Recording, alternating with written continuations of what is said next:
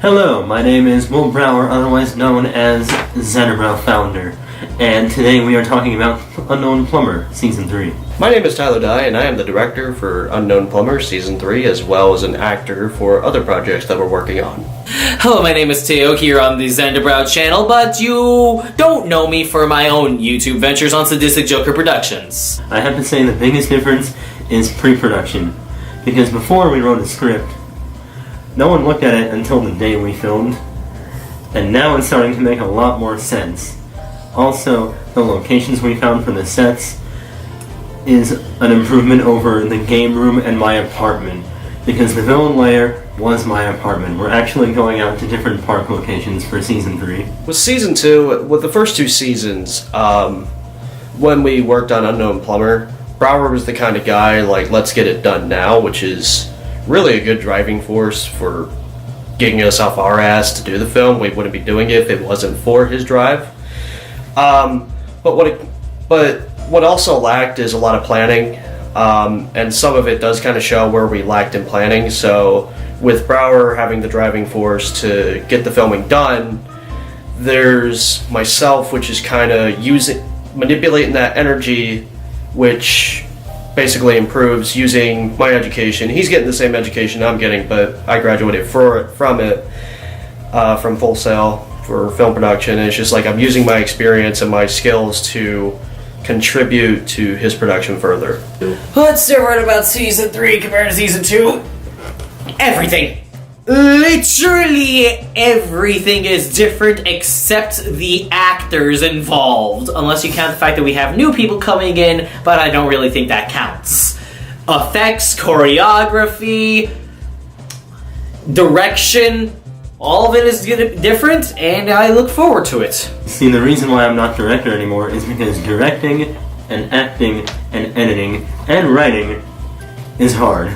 Your mindset can only do so much to where you either act or direct, and if you're both on set, your mind just goes into acting and forgets that you're directing other people. So, thank God, even though Tyler was killed off in Season 1, he's directing all of us in Season 3. Why did you choose Tyler Dye, director of Season 3 of Unknown Plumber, also actor on the sides, as director of Season 3 of Unknown Plumber? He is best director. There is no other director that is as good as him. Brower was reaching out to a lot of people, and even when I wasn't working on projects, I was still reaching out and talking to him, hanging out with him. And basically, me and Brower had a lot of conversation. I was kind of giving him advice. I was continuing to give him advice. But then it just came to the point where it's like, wait, why am I giving him advice? Why am I not doing the damn thing myself? So it's just like, instead of being advice guy who has no experience, go out there, get the experience, use the experience that you have to improve other people and quit being a selfish prick, actually work on the projects. And it's like, I didn't have anything else going on either, so it's just like, it wouldn't hurt to build my portfolio and help everybody else build their portfolio as well. Well, I've worked on other projects with him in the past, but they were mainly comedy-based, so to actually do a serious role that isn't a lost video that I will not mention any further. You're mentioning it. That I will not mention any further. I look forward to see how well he has improved in the realm of directing as well. I'd say the fan reception we've got towards Plumber has gotten a lot better, even though all the comments are just, give us Season 3 now, or else we will unsubscribe. But I love all the reactions we got out of fans, because the action that we've been doing in this series has improved. Like, you can see the special effects going up ever since I went further into film school. You get the low ground effects, and then you get all the in-between you get the low acting, then you get the high acting. You can see the improvement after people started stepping in. And I love how fans are wanting more, because I've been on the delete button. After Season 1, I've been hovering over the delete button, but then I got fan reception, and I'm like, oh, you actually like this. Thank you. All of you are sassy little And I love each and every single one of you. Like, the fact that you guys are actually speaking now just warms my kokoro so greatly. I love you guys. All of you and your sass.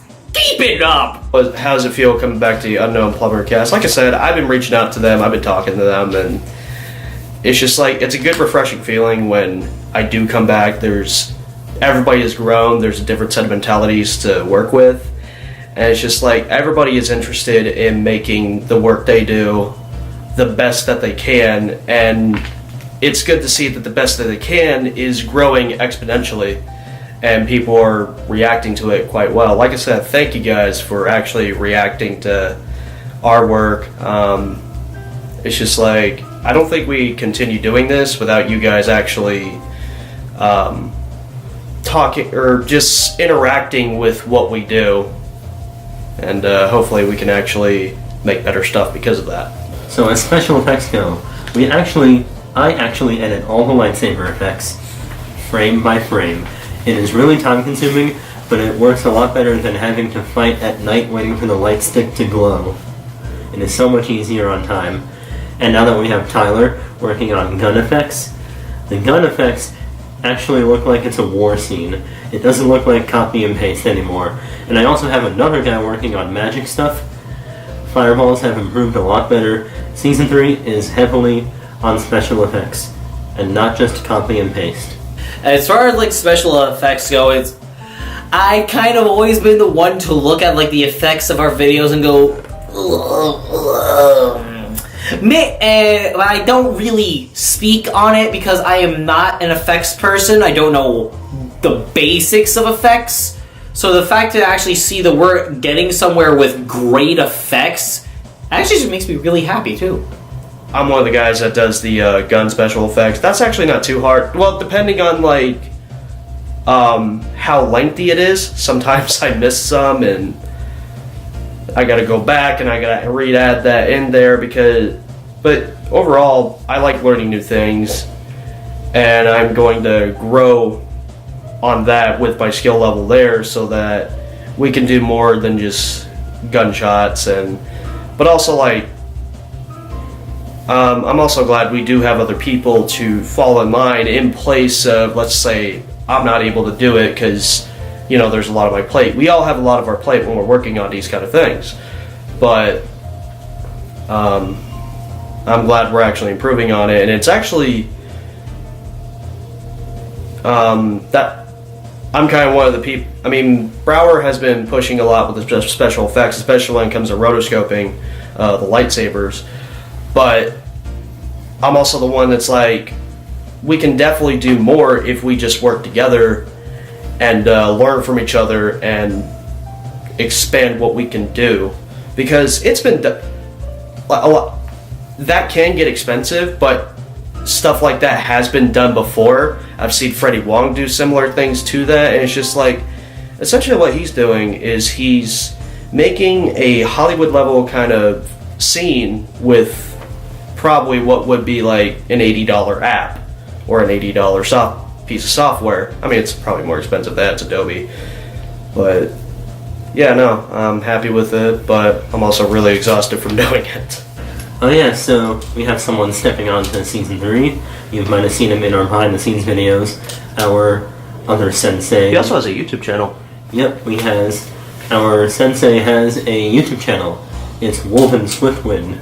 Link in the description below. He's been choreographing us on martial arts. We train every week. We do hand-to-hand combat, sword fights, and now we can actually say, we can go out there, and even if we didn't choreograph anything, we can just say, alright, you're aggressive, you're blocking his attacks, go. But it's a lot easier now that we go on set, minus practicing like hours on set, waiting for the camera to charge. We just go and we know all of our moves because we choreographed it beforehand. We go on set ready to film. It's not just, oh, think of this move, and then block his attacks, messing up like 5 times, redoing the shot.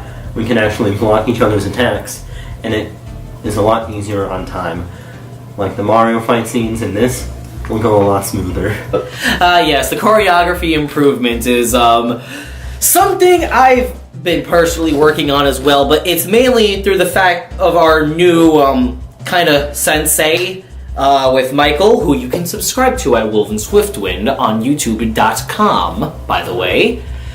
He's a very great person, and he has a lot of knowledge that I'm glad he's passing down onto us. I'm also, like, kind of on the side trying to improve myself, so when I come back as Dark Link, I am going to be going absolutely crazy and trying to change my style from Smash Brotherhood into something new to make him more powerful.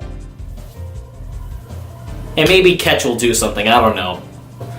You just have to worry about not just if the movements are fluid, you also have to worry about, are the actors' facial expressions believable? Does it help tell the story? Is there anything that's distracting from it? And there's so much to worry about. And on top of that, you also have to make sure that the actors are comfortable with what they're doing, and you're not just forcing them to do something that they're not comfortable with, because if they do that, it's going to show on the camera, and it's going to ruin the overall story.